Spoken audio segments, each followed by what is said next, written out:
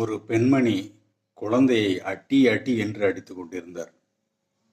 தேவதை போன்ற குணம் கொண்ட அந்த குழந்தையை அடித்த பொழுது நான் கூறினேன், தயவு செய்து அந்த குழந்தையை அடிக்காத. நிச்சயமாக அது என் மனைவி இல்லை, அதை புரிஞ்சுக்கோங்க. பாலிடிக்ஸ் எதுவும் பண்ணிடாதீங்க. அதுக்கு அவர் என்ன பதில் சொன்னாங்க அப்படின்னா, அடிச்சு தான் வளர்க்கணும், இப்படி சொன்னாதான் புரியும். நாளைக்கு சமூகத்தில் பல பிரச்சனைகளை எதிர்கொள்ளணும்னா எப்படின்னா அடி வாங்கினா தான் அது பக்குவப்படும் அப்படின்னு சொல்கிறாங்க. சொன்னாலும் அவளுக்கு புரியாது, அதனால் இப்படி தான், இதான் கரெக்டு, இதுதான் சைக்காலஜி அப்படின்னு ஒரு ராங் சைக்காலஜி பேசுகிறாங்க.